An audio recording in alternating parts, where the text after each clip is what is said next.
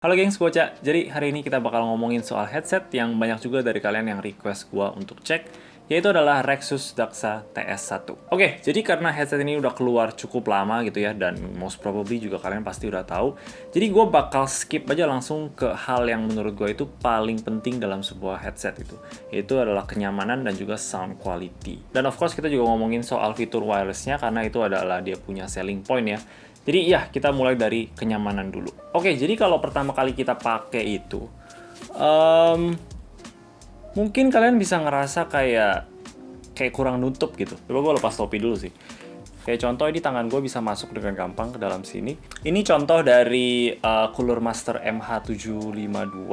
Ini kalau gue pakai tuh ini semuanya ketutup dan kita serasa kayak lebih ke kayak lebih ke isolasi aja sih. Mungkin gue cuman bisa describe-nya tuh ini kayak seakan-akan kita lagi pakai headset yang open back, tapi ini close back gitu. Jadi agak sedikit aneh gitu. Tapi bukan bilang itu nggak nyaman sebenarnya. Justru malah gue sebenarnya lebih suka yang kayak gitu sih, karena gue lebih prefer yang open back. Gue rasa sih ini karena earcup-nya itu nggak selonjong kayak earcup-nya si Cooler Master ini. Jadi dia tuh masih agak kena-kena sama gue punya telinga gitu. Jadi dia nggak bisa nutup rapet banget. Nah, tiap orang kan bentuk telinga dan kepalanya beda-beda. Jadi ini bisa aja mungkin nggak terjadi sama kalian. Nah, untuk skenario gue sih, ini telinga gue masih kejepit sama dia punya earcup. Jadi bikin kalau gue pakai kelamaan tuh agak kurang enak aja. Ditambah lagi nih headsetnya agak sedikit lebih berat daripada yang gue terbiasa gitu. Ini beratnya itu sekitar di 340 gram, sedangkan headset lain yang gue punya itu rata-rata masih di bawah 300 gram. Nah, gue yakin sih daya tahan sakit orang-orang tuh beda-beda ya. Mungkin kalian levelnya lebih tinggi. Tapi buat gue sih, apalagi dalam segi telinga gitu yang dijepit gini, gue sih lumayan cepet sakit. Jadinya bikin headset ini tuh agak kurang nyaman buat gua.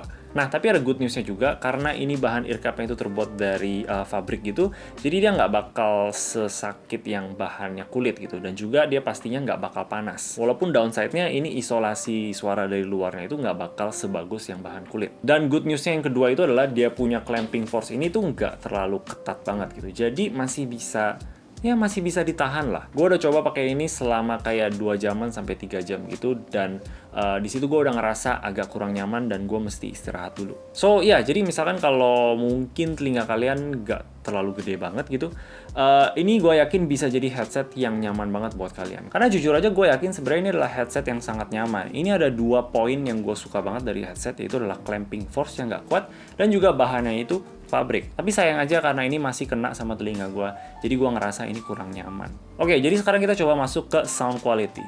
Dan I think ini sound quality-nya cukup oke kok. Dimana gue rasa dia punya bass itu nggak terlalu berat banget, dan juga dia punya treble itu nggak terlalu kayak nusuk gitu ke telinga. Tapi dari yang gue coba, suara yang paling bagus itu kalau kita pakai di mode wireless, dan juga di EQ-nya itu kita set di hi-fi. Jadi di headset ini tuh ada tombol EQ, dan kalau kita pencet kita bisa ganti 3 preset gitulah. Hi-fi, bass, dan juga 3D.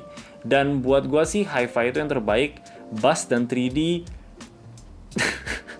mending nggak usah dipakai sama sekali. Gue rekomen untuk nggak pakai sih bass sama 3D itu. Jujur aja lumayan kacau menurut gue suaranya. Suaranya itu jadi nusuk banget, apalagi kalau kalian suka di volume yang keras-keras. Dan selain mode wireless, of course ini tetap bisa pakai kabel juga gitu, kalau misalkan baterainya habis atau gimana. Tapi anehnya pas gue coba pakai kabel, gue actually expect untuk dapetin sound quality yang lebih bagus daripada yang wireless. Tapi enggak, kalau pakai kabel suara nusuknya itu balik lagi, tapi nggak separah kayak mode di bass dan juga 3D. Dan gue juga ada notice kalau misalkan kita pakai kabel dan kita nyalain dia punya headset ini, itu suaranya bakal agak sedikit mendem gitu. Jadi kayak seakan-akan ada yang tutup gini loh. Dan kalau kita pencet EQ-nya juga nggak ada perubahan apa-apa. Jadi kalau kalian mesti banget pakai kabel, itu mesti di keadaan mati, dan juga dia punya EQ itu nggak bisa dipakai lagi. Which is agak aneh sih menurut gua. So ya, jadi kalau kalian pengen pakai headphone ini, gua saranin di mode wireless aja dan di set EQ-nya itu di hi-fi. Itu bakal bikin suaranya lebih balance aja gitu, dan juga nusuk-nusuknya itu completely hilang dari apa yang gue denger, dan ya suaranya jadi lebih bulat aja. Oke, untuk fitur wirelessnya ini bukan pakai Bluetooth tapi pakai dongle 2,4 GHz, dan Itu enak banget sih menurut gua. Kita tinggal colok aja dan nyalain headphone-nya dan langsung instantly dia ke-connect. Itulah keindahan dari dongle 2,4 GHz. Dan untuk suaranya sih gua nggak ada rasain delay dalam segi main game dan juga nonton video gitu. Semuanya tuh aman gitu. Jadi untuk fitur wireless-nya gua nggak ada masalah, nggak ada komplain sama sekali. Nice, dan ya ini cocok untuk main game biar nggak ada kabel gitu dan juga biar lebih free aja.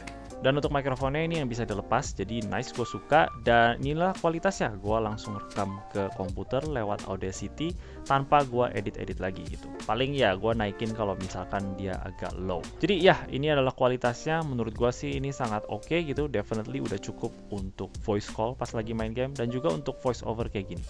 Oke, jadi buat gue ini overall untuk sebuah headset yang mentargetkan ke orang-orang yang pengen fitur wireless, ini lumayan bagus sih. Cuma lumayan karena di bagian kenyamanan itu agak kurang buat gue. Kalau earcupnya lebih lonjong sedikit atau lebih besar sedikit, mungkin untuk orang-orang yang telinganya besar juga bakal bisa ketutup gitu, biar nggak kejepit dan eventually bakal bikin sakit. Dan juga sound quality di mode bass atau di mode 3D gitu yang buat gue sih mending nggak usah dipakai sama sekali. Itu ya sayang aja, mending nggak usah ada fitur itu in the first place. Nah, banyak dari kalian yang minta gue bandingin sama Phanteks Sonata yang kemarin ini gue bikin juga videonya.